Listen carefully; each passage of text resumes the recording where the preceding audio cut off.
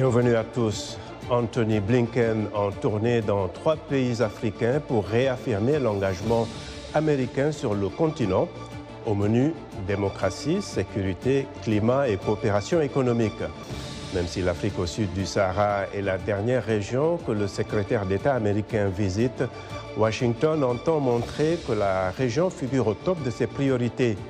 Les États-Unis veulent surtout mettre en relief une approche économique qui contraste, selon eux, avec celle que d'autres puissances comme la Chine mènent avec les pays africains. La visite de Blinken intervient dans un contexte sécuritaire difficile pour le continent, avec une crise qui s'accentue en Éthiopie et des attaques djihadistes qui se multiplient au Sahel. Elle se tient également à moins d'1 mois du sommet virtuel sur la démocratie à l'initiative de la Maison-Blanche et qui devrait voir la participation de plusieurs chefs d'État africains. Que doit-on attendre de cette tournée africaine d'Anthony Blinken? Quelle posture de Washington face à la poussée chinoise et russe sur le continent? Réponse avec nos analystes.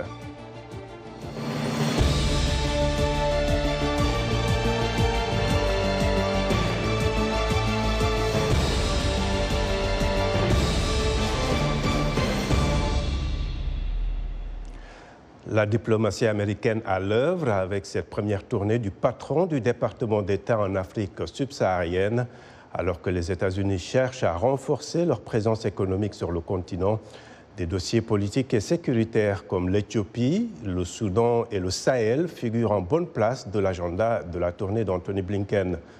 Le point avec Nani Talani. Anthony Blinken se trouve aujourd'hui au Nigeria, dont les autorités sont critiquées par Washington pour leur attitude envers les droits humains, notamment lors de la répression policière d'une manifestation pacifique en octobre 2020. Il ira ensuite au Sénégal, considéré comme un exemple de stabilité démocratique en Afrique. Ces interventions sont centrées sur la démocratie, le changement climatique et le soutien aux efforts africains pour lutter contre le Covid-19. À Nairobi, au Kenya, le chef de la diplomatie américaine s'est entretenu hier avec des responsables de la société civile kenyane avec qui il a évoqué la manière d'empêcher les récalcitrants de mettre à l'épreuve les institutions démocratiques. Au cours des 10 dernières années environ, nous avons assisté à ce que certains appellent un recul démocratique. La démocratie a été mise à l'épreuve de toutes sortes de façons, de l'intérieur comme de l'extérieur. Nous avons vu la confiance des citoyens dans la démocratie diminuer. Nous avons vu de mauvais acteurs jouer sur certaines décisions au sein des démocraties, des institutions indépendantes remises en question et sapées. Lors de sa conférence de presse conjointe avec la ministre kenyane aux Affaires étrangères Rachel Omamo, M. Blinken a abordé les tentatives de résolution pacifique de la guerre qui ravage l'Éthiopie depuis plus d'1 an. Il s'est aussi entretenu avec le président Uhuru Kenyatta, qui participe activement aux tentatives de médiation régionale sur le conflit éthiopien. Les États-Unis et le Kenya ont préconisé un cessez-le-feu, réaffirmant leur espoir d'une conclusion positive aux intenses efforts diplomatiques déployés pour une solution négociée au conflit entre le gouvernement d'Addis Abeba et les rebelles dans le nord du pays. Washington a critiqué l'Éthiopie et dénoncé des violations des droits de l'homme et les entraves à l'acheminement de l'aide alimentaire au Tigré, où la famine menace des centaines de milliers de personnes. L'Éthiopie est l'un des pays sur lesquels nous sommes tous profondément préoccupés. Ce conflit menace non seulement ce pays, mais aussi ses voisins. J'apprécie beaucoup l'engagement du président Kenyatta à cet égard aux Nations Unies et l'Éthiopie. Nous travaillons en étroite collaboration avec le Kenya, l'Union africaine et son haut représentant pour la Corne de l'Afrique, l'ancien président nigérian Olusegun Obasanjo, ainsi que d'autres partenaires. Anthony Blinken a par ailleurs exprimé le souhait d'un retour au pouvoir civil au Soudan. Sur la crise politique au Soudan, les militaires ont renversé un gouvernement de transition. La chose la plus importante à présent et que la transition dirigée par les civils reprenne. Cela veut dire que cette transition qui a déraillé à cause de la prise de pouvoir par les militaires il y a quelques semaines doit être remise sur les rails. L'Afrique est le dernier continent visité par Anthony Blinken depuis sa prise de fonction, bien que le président Biden se soit engagé à prêter une attention particulière à l'Afrique, se démarquant de son prédécesseur Donald Trump. Voilà, merci beaucoup Nanit. Et à présent, nos invités pour le débat. À Paris, nous avons Morgan Palmer, journaliste et consultant en intelligence stratégique. À Kinshasa, nous avons Henri-Désiré Zouzi, analyste politique, également producteur associé du JT diplomatique. Et ici à Washington, Michael Shurkin, il est politologue à 14N Strategies. Merci à tous d'être avec nous. Alors, Morgan, la sécurité, la démocratie sont deux thèmes centraux de la visite de Blinken en Afrique. Alors, deux thèmes qui sont au cœur, disons, des débats un peu partout. Qu'est-ce qu'il faut attendre de cette visite de Blinken en termes de consolidation de la démocratie sur le continent ? Oui, je crois que la démocratie, pour qu'elle soit consolidée en Afrique, il faut qu'elle soit enracinée dans le cœur des gens. Et je crois surtout qu'il devrait avoir un ordre de priorité aujourd'hui qui tienne compte des besoins des Africains. Aujourd'hui, j'ai entendu un mot que j'ai retenu dans le discours de M. Blinken. Il a parlé de récession démocratique, un peu comme on pouvait parler de récession économique. Alors, ça va faire un peu caricatural, mais pour le petit gars qui est au Katanga, qui a l'estomac vide, la priorité pour lui, c'est de manger et peut-être philosopher ensuite. Je crois qu'aujourd'hui, c'est prendre le problème par le mauvais bout. C'est vrai que les questions de sécurité, d'économie et de démocratie sont étroitement liées.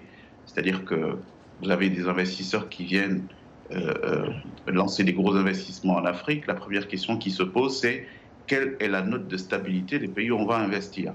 Or, aujourd'hui, nous avons toute cette partie de l'Afrique, là, avec ce qui se passe au Soudan, avec ce qui se passe en Éthiopie, qui risque un effondrement général. Parce que pour la petite histoire, le Soudan, c'est pratiquement 7 frontières, donc c'est 7 pays frontaliers.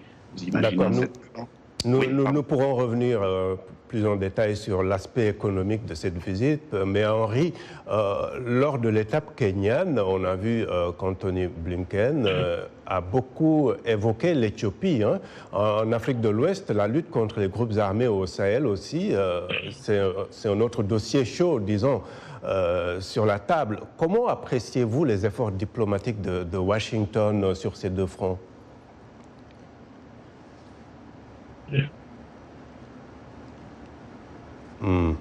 Alors, parler précisément de l'Éthiopie, de façon sérieuse, l'Éthiopie a été exclue de l'AGOA, même si la mesure n'a pas encore été mise en œuvre, mais enfin, c'est déjà un signal qui a été envoyé par Washington. La deuxième chose, c'est que depuis le mois de mai, effectivement, il y a un certain nombre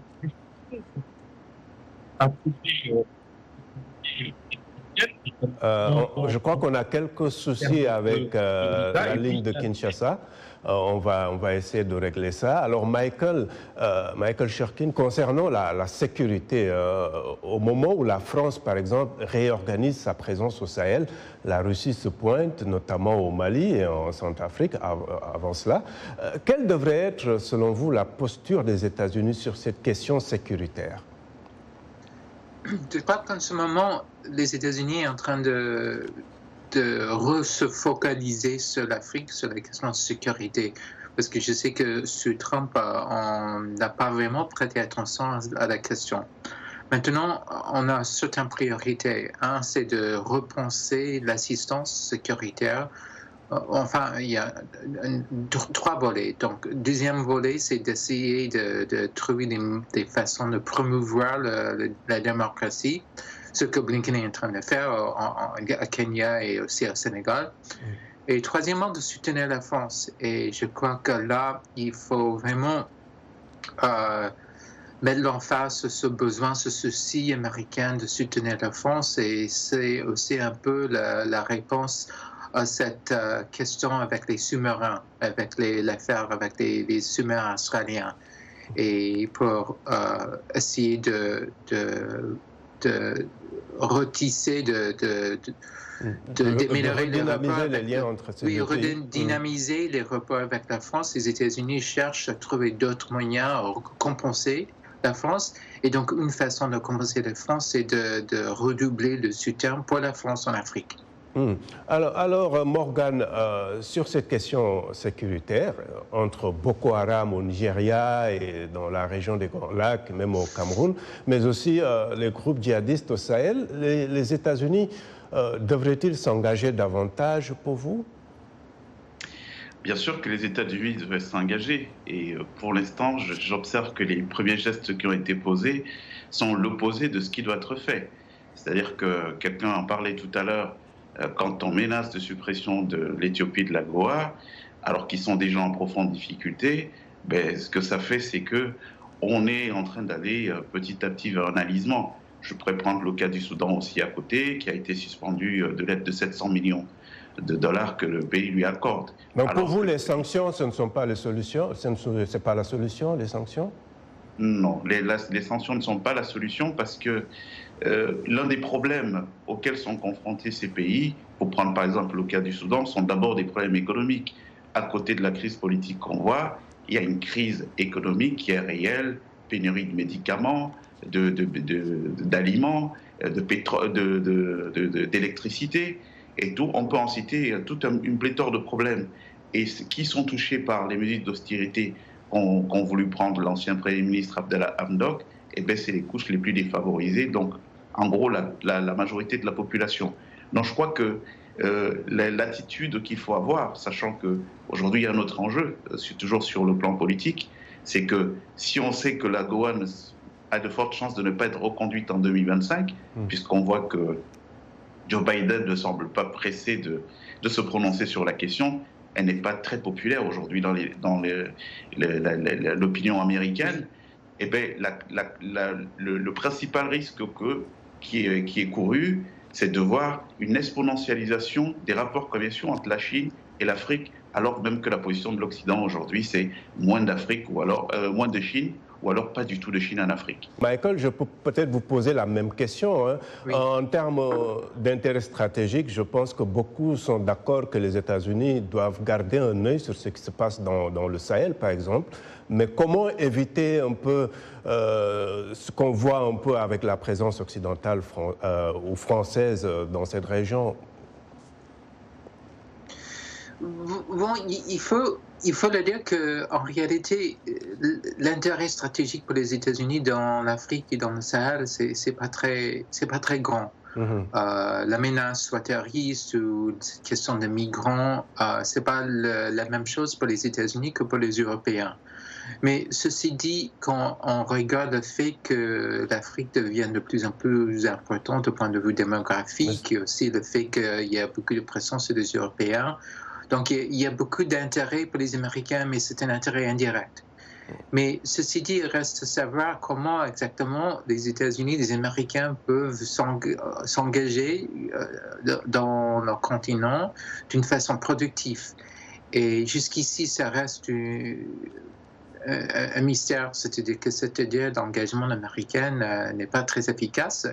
On ne voit pas que c'est très productif. Et aussi, il y a toujours le problème de comment soutenir les pays africains sans soutenir les autocrates.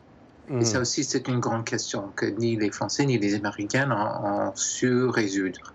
Et il y a quand même ce qui est relevé souvent, c'est que la région du Sahel peut constituer un terrain d'entraînement pour des groupes qui pourraient aussi attaquer l'Occident, y compris les États-Unis. Vous n'êtes pas d'accord avec cette approche? Non, c'est juste que la menace n'est pas très forte, enfin pas pour les Américains. La menace pour les Européens est plus forte. Je crois que l'intérêt, c'est plutôt dans le fait que les populations africaines deviennent de plus en plus importantes. Donc, c'est-à-dire qu'il y aura de plus en plus d'opportunités économiques et culturelles. Et bien sûr, il y a aussi les menaces. Mais la menace, c'est plutôt pour l'Europe. Et il y a aussi ce problème de migration qui met beaucoup de pression sur la politique européenne. Donc, on a vu déjà que toutes les politiques des partis libéraux sont menacés par les extrêmes et les gens de l'extrême droite. Et donc, il y a une crise de libéralisme qui se passe en Europe, et ça aussi, ça concerne les Américains. Mais il reste toujours, il faut trouver des moyens de soutenir les pays africains, mais on ne sait pas encore comment le faire sans vraiment soutenir les autocrates et des tendances antidémocratiques. Oui, c'est un grand dilemme. Morgane, avant d'aller aux commentaires Facebook, rapidement, votre réaction sur ce dilemme qu'évoque un peu Michael? Oui, mais vu d'Afrique, ce que pensent les opinions en Afrique, c'est que les pouvoirs qui sont ensuite décriés sont d'abord soutenus par l'Occident. Vous voyez un peu, donc quand on parle de dilemme, je crois que la solution au dilemme est tout trouvée. Aujourd'hui, il n'y a quasiment pas de pouvoir qui soit installé en Afrique, qui ne soit pas enchevîtré d'une certaine manière avec l'Occident. Donc ce que disent les opinions africaines, aujourd'hui, c'est de dire que s'il y a une vraie volonté de régler ce problème, eh bien, cette volonté s'exprimerait tout simplement déjà par la non-installation au pouvoir des gens qui sont très à cheval sur les principes démocratiques. Donc, c'est la première chose qu'on peut dire. On va aller aux commentaires Facebook, les réactions de nos téléspectateurs sur la page de VOA Afrique. Alors, nous avons William Emmanuel Chiswaka qui nous dit que la Russie a élaboré une politique de récupération. Elle profite surtout des faiblesses dans la stratégie des Occidentaux. Si les États-Unis ne changent pas leur politique étrangère, en 2050, tous les pays africains seront séduits par la politique russe. Et puis, Archiduc Théodore à N'Djamena, il nous dit que les relations entre les États-Unis et l'Afrique sont devenues obsolètes et les Africains, l'ayant compris, décideront de s'orienter vers d'autres partenaires pour un résultat gagnant-gagnant. Voilà.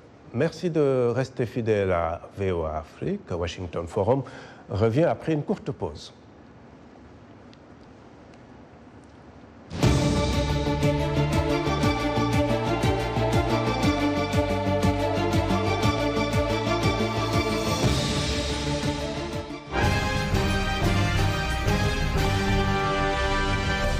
Mbote Ndeko Eli Sango, Mbote Nabino Banso, Mozali Kolanda, Saona Lingala, na la Voix de l'Amérique, Uto, Washington DC. Sango Mokili Lelo, c'est votre nouveau rendez-vous d'actualité en Lingala de la Voix de l'Amérique. Tous les jours, de lundi à vendredi, nous vous proposons 2 éditions d'actualité. La première de 17h à 17h30 temps universel et la deuxième de 19h30 à 20h temps universel. Politique, société, culture, économie, sport. La rédaction Lingala de la Voix de l'Amérique vous donne rendez-vous pour décrypter l'actualité congolaise, africaine et du monde.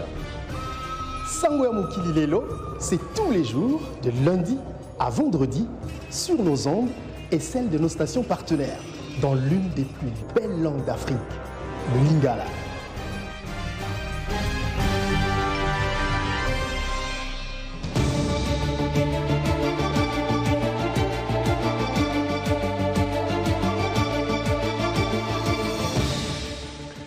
Heureux de vous retrouver pour la seconde partie de Washington Forum. Le Nigeria est la deuxième étape de la tournée africaine du secrétaire d'État américain Anthony Blinken. Il s'agit d'un partenaire stratégique pour Washington puisque le Nigeria, pays le plus peuplé d'Afrique et première économie du continent, est également le premier exportateur de brut vers les États-Unis. Notre correspondant à Abuja, Gilbert Tamba, a demandé à quelques Nigérians ce qu'ils pensent des relations entre les deux pays. C'est une très belle relation, c'est le mot que j'utiliserai. Leur relation est bonne, ils apportent tant de choses à cette ville, c'est ce que je vois. La relation avec les États-Unis est bonne et nous sommes toujours heureux de les voir venir sur ce continent. Maintenant, je pense que nous avons besoin d'un sauveur et si c'est lui qui peut venir nous sauver de ce gâchis, je ne crois pas que ça soit une si mauvaise idée. Il y a toujours eu une relation existante, pas seulement entre les gouvernements, mais entre les États-Unis et les populations africaines elles-mêmes. Et je pense que la relation entre les États-Unis et l'Afrique est davantage définie par la quête de démocratie et de responsabilité gouvernementale.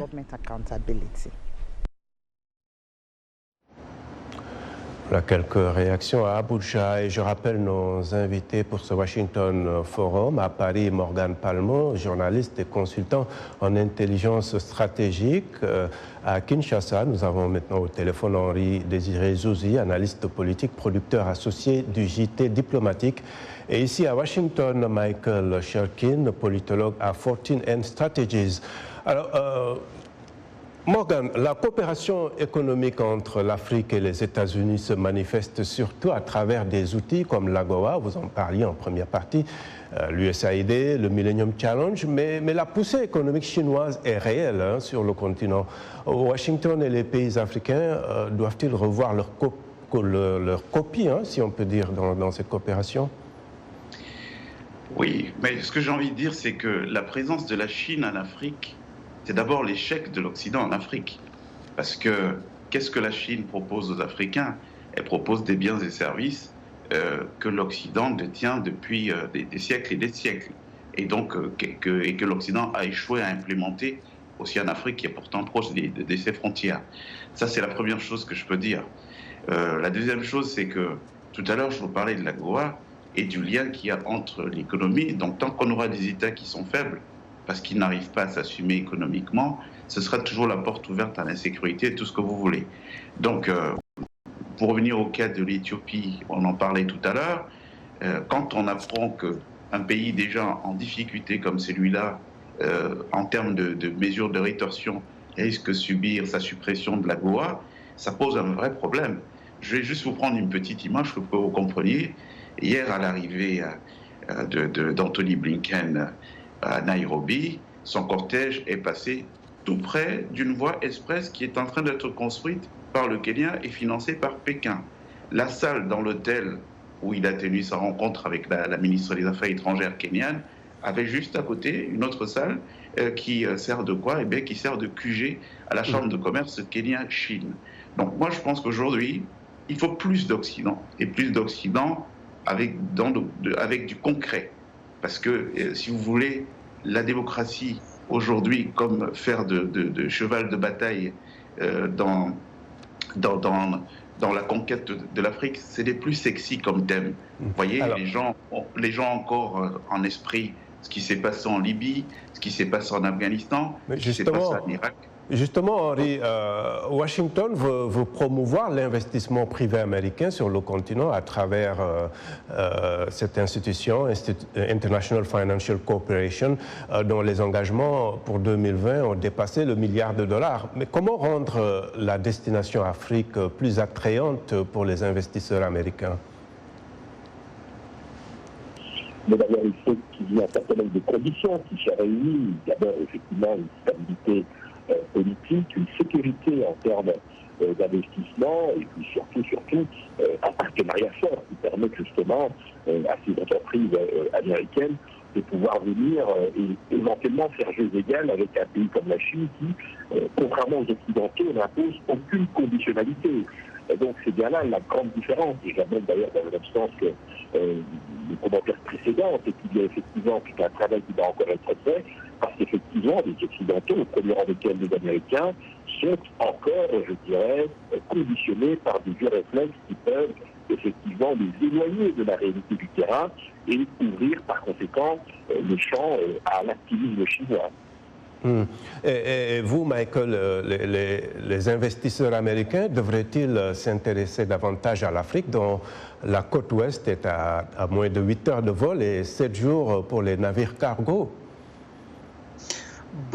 Ce serait vraiment sympa si les investisseurs américains s'intéressaient beaucoup plus en Afrique. Je ne sais pas comment augmenter cet intérêt.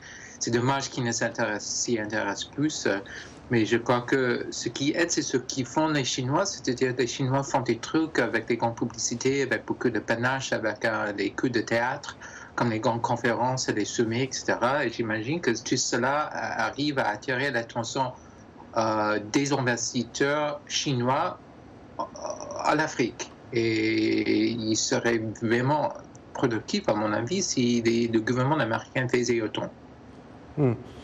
Alors, Morgan, quand même, pour revenir un peu sur cette question de conditionnalité dont parlait Henri, vous pensez que ce n'est pas quand même un problème si les pays africains ont accès au crédit chinois assez facilement, mais se retrouvent dans des difficultés quelques années plus tard? On a vu le cas de certains pays où la Chine a dû reprendre carrément le port parce que ces pays ne pouvaient pas payer leurs dettes. Ce n'est pas un problème? Oui, c'est un vrai problème.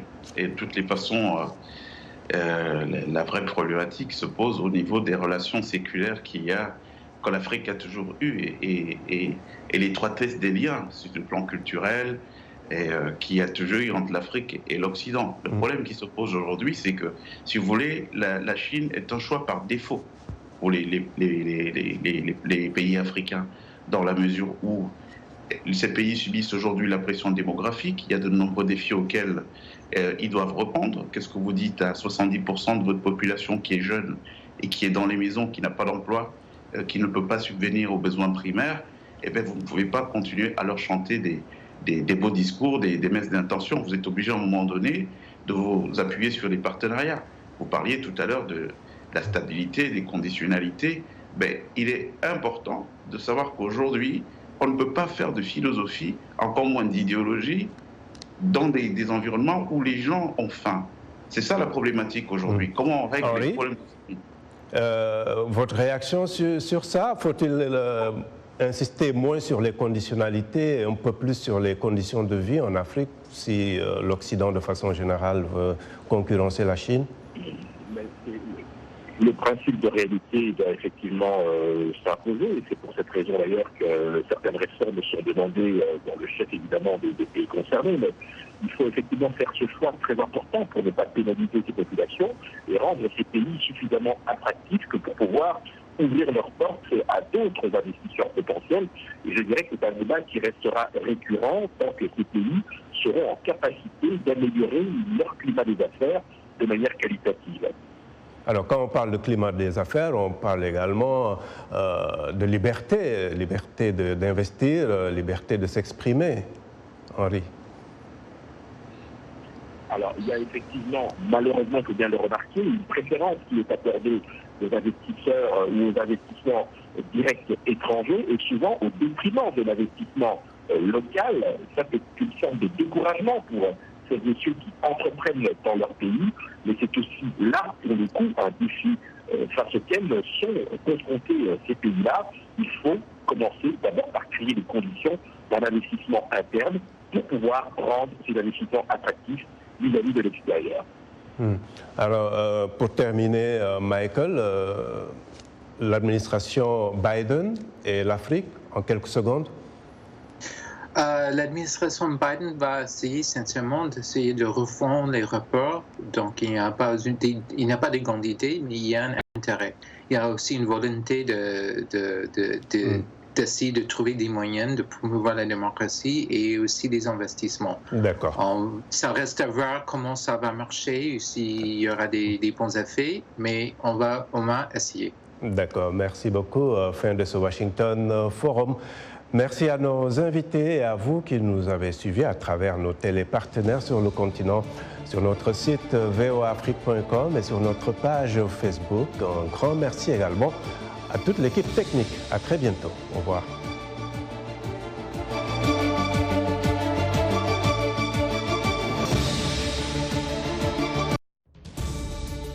Washington Forum, le rendez-vous hebdomadaire de VOA Afrique à ne pas manquer. Chaque semaine, nous sommes ensemble pour 30 minutes pour décortiquer les grands sujets qui font l'actualité. Avec nos analystes et nos reporters, nous allons au fond des choses. Politique, économie, société, culture. Nous posons le débat et nos analystes sont là pour apporter l'éclairage. Washington Forum, c'est aussi vous, le public. Vous pouvez participer en réagissant au thème de la semaine sur nos réseaux sociaux. La rédaction de VOA Afrique vous donne rendez-vous sur ses chaînes partenaires